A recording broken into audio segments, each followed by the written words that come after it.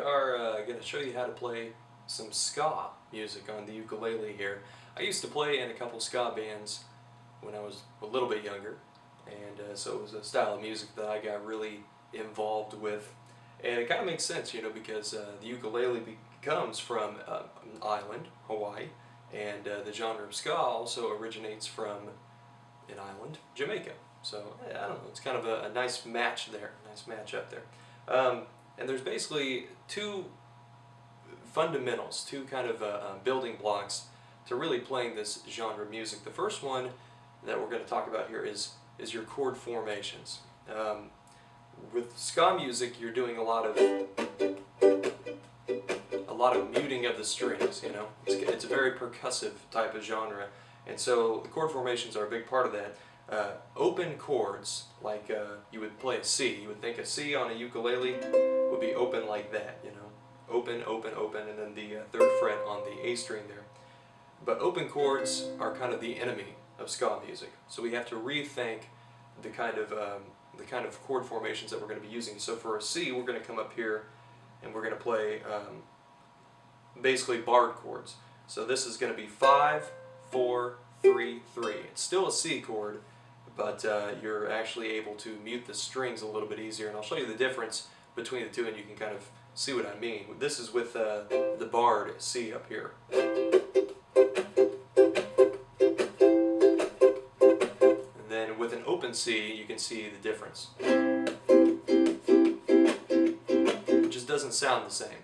And so that's kind of what we have to think about, is we have to make sure that we are not playing any open strings in our chords. So for a G, again, you would think of a G, a standard G chord on a ukulele, being an open string on the G, and then 2, 3, 2. But again, we have to rethink what we're doing here. So we want to make sure that we don't have any open strings. So the new G chord that we're going to be playing is actually going to utilize the 4th fret there on the G string. So it's going to go 4, 2, 3, 2.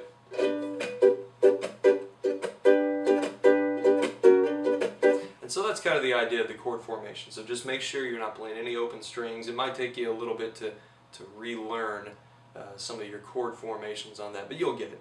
And the other key component to playing this type of music is all in the rhythm. And it's easy to play, but it might take some time to get your timing right. Because the basic idea is we're going to go up, down, up, down, up, down, up, down. But on the down, we're going to just basically chunk it. We're going to chunk the string, mute the strings there. Okay? And so to do that, you just lightly touch the strings here with your fretting hand. And then on the upstroke, and all the accents in ska music come on the upbeat. A lot of upbeat going on there. And on the upbeats, we're going to lightly press down the strings and lift up. And so it might take you a little while to get into the swing of that, but you know, it's always good when you're playing anything new to just start slow and work your way faster. So starting slow, so we're muting and then lightly pressing down on the upstrokes. Mute, press, mute, press, mute, press, mute, press. That kind of idea there. And as you kind of get more familiar and your timing gets a little bit better, because it's really all in this fretting hand right here, being able to just very lightly apply pressure on those upstrokes. And as your timing gets a little bit better, you'll get a little bit better, you know, with the feel for things there. The other part of it here is there's obviously different rhythms that you can play. You can play just kind of a straight rhythm like that. I like to play more of a kind of a swing shuffle type of rhythm with it. So you can kind of see the swing in it. So that's kind of the basic ideas, your basic building blocks. And as you get a little bit better with it, you can start to add in some fun things. And like you've noticed, sometimes I'll play the downbeat with it like this, just to give it a nice accent on that downbeat. And sometimes I'll let the chords ring out on the upstroke a little bit more. A lot of times when I'm transitioning between chords like this. So there's some transitions you can kind of work out there, and there's also one of the fun things you can do with ska music is these little slides where basically you're taking your chord formation. Let's say we're on this G chord, 4, 2, 3, 2, okay? And as you're playing that, you can actually slide your whole chord formation down 1 fret and bring it back up like this. See that? And you can do that with the next chord, with the D. And it gives you kind of a nice a little embellishment there. Another fun thing that you can start to develop is sort of a triplet fill, which is a harder technique, something I don't actually do that well.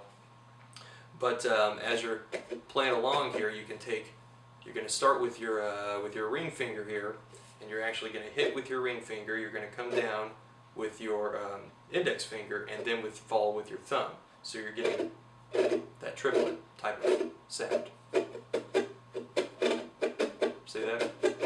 And so we'll play it with some chords here.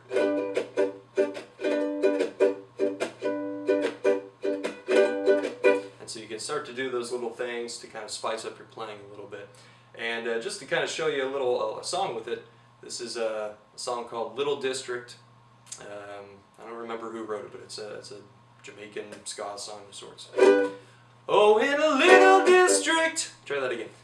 Oh, in a little district in a neighborhood, people move and slip like they think they should. A word from your mouth, your lights get knocked down. A blast to your lip, later you move and slip. And if you have to just trip,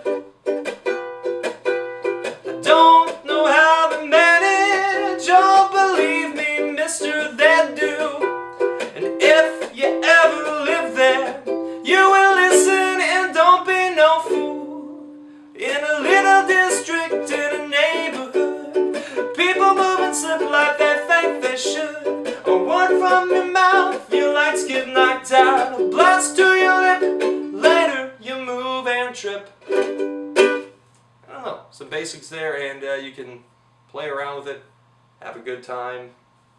I don't know, like I said, it's a timing thing. Just keep working on it. If you're not good at doing that at first, hey man, practice makes perfect, you know. So just keep on trying. Eventually that timing will come to you, and it will start to feel a little bit more natural.